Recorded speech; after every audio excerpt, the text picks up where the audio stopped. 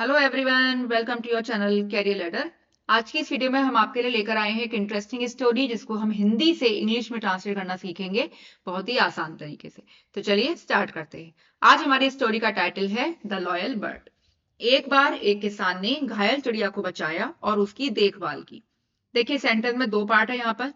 पहला कि एक बार एक किसान ने घायल चिड़िया को बचाया, दूसरा पार्ट है उसकी देखभाल की। तो जो दोनों ही वर्ब है हमारी, बचाया और देखभाल की, दोनों ही वर्ब किसमें है? सिंपल पास्ट टेंस में है। एफर्मेटिव सेंटेंस है यहाँ पर और वर्ब की सेकंड फॉर्म का यहाँ पर हम यूज करेंगे। एक बार, वंस, एक किसान ने, जो हमारा सब्जेक्ट है वो क्या है? एक किसान यानी अ फार्मर। बचाया, बचाने की इंग्लिश यहाँ पर हम लिखेंगे रेस्क्यू। सेकंड फॉर्म लगाएंगे तो ये हो जाएगा रेस्क्यूड। घायल चिड़िया को एन इंजर्ड बर्ड, और उसकी देखभाल की, एंड देखभाल करना टेक केयर। सेकंड फॉर्म लगाएंगे तो ये हो जाएगा टुक केयर।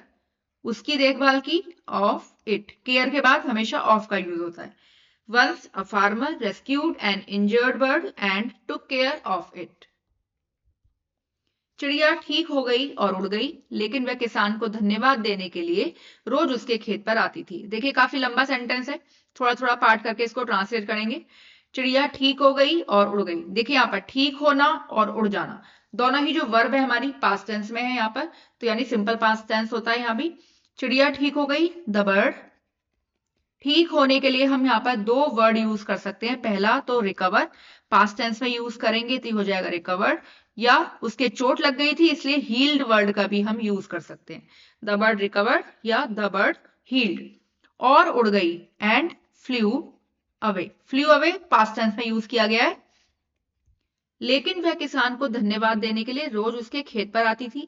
या इस सेंटेंस को ऐसे भी समझ सकते हैं कि वह रोज उसके खेत पर आया करती थी, क्योंकि ये उसका रोज का काम था खेत पर आना, इसलिए हम आया करती थी इस तरह से भी सेंटेंस को ट्रांसलेट कर सकते हैं। तो आया करती थी, तो इस सेंटेंस को हम बनाएंगे यूज्ड टू का यूज करके।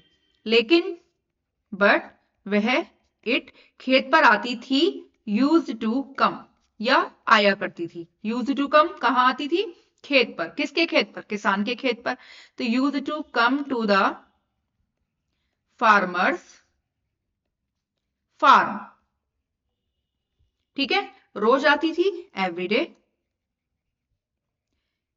किसान को धन्यवाद देने के लिए, टू थैंक हिम।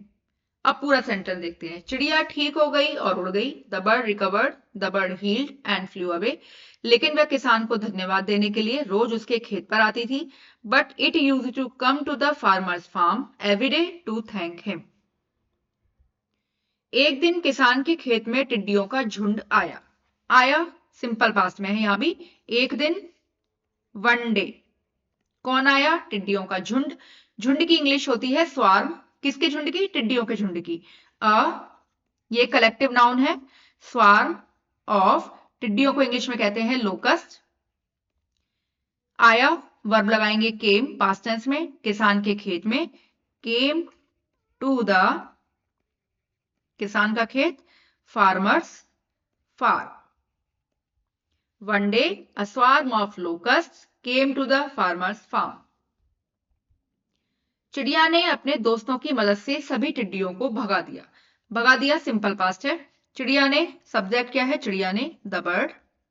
भगा दिया, इसके लिए हम पास्ट टेंस में यूज करेंगे ड्रोव अवे, यानी ड्राइव अवे की सेकंड फॉर्म लगाएंगे ड्रोव अवे।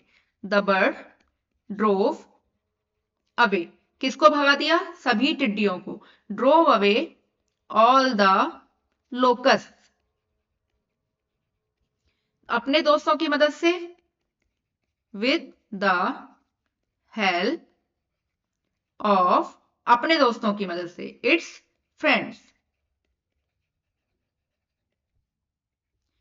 चिड़िया ने अपने दोस्तों की मदद से सभी टिड्डियों को भगा दिया। The bird drove away all the locust with the help of its friends. किसान समझ गया कि अच्छाई का फल हमेशा मीठा होता है। किसान समझ गया, समझ गया simple past. The farmer understood, second form use की गई है अंडरस्टूड, कि दैट अच्छाई का फल हमेशा मीठा होता है। अच्छाई का फल, द फ्रूट ऑफ गुडनेस। होता है, सिंपल यूज करेंगे हम इसका, हमेशा, ऑलवेज। मीठा होता है, always sweet. The farmer understood that the fruit of goodness is always sweet. यह कहानी सिखाती है कि दया और कृतज्ञता का रिश्ता गहरा होता है। यह कहानी सिखाती है, सिखाती आता है, सिंपल प्रेजेंट है, यानी हम वर्ब की फर्स्ट फॉर्म में एस या ईएस लगाएंगे, क्योंकि जो हमारा सब्जेक्ट है कहानी, स्टोरी, वो सिंगुलर है। द स्टोरी टीचेस कि दैट, दया और कृतज्ञता का रिश्ता, रिश्ता यानी द रिलेशनशिप, द रिलेशनशिप, किसकी रिलेशनशिप? दया और कृतज्ञता की, यानी इन दोनों के बीच में। देखिए दया और कृतज्ञता दो वर्ड है, दोनों के बीच में, इसके लिए हम बिटवीन का यूज करेंगे। जब दो चीजों के बीच की बात आती है तो बिटवीन का यूज किया जाता है, और जब कई दो से ज्यादा लोगों के बीच की बात आती है तो एमंग का यूज करते हैं। ठीक है, दया कृतज्ञता का रिश्ता, या ये भी के समझ सकते हैं दया और कृतज्ञता के बीच का रिश्ता जो होता है, इससे हमने यहाँ बिटवीन का यूज किया। दया काइंडनेस, और कृतज्ञता एंड ग्रेटिट्यूड। गहरा होता है, इज डी। यह कहानी सिखाती है कि दया कृतज्ञता का रिश्ता गहरा होता है। This story teaches, sorry this story भी लगा सकते हैं वैसे हम यहाँ पर, दिस स्टोरी टीचेस, और द स्टोरी से भी काम चल सकता है, कोई दिक्कत नहीं है। यह कहानी है तो दिस स्टोरी हम यूज कर लेते हैं। This story teaches that the relationship between kindness and gratitude is deep. तो आई होप आपको ये वीडियो पसंद आई होगी। अगर आपको अच्छी लगी है तो हमें कमेंट करके जरूर बताएं। तो मिलते हैं आपसे नेक्स्ट वीडियो में, तब तक के लिए बाय बाय।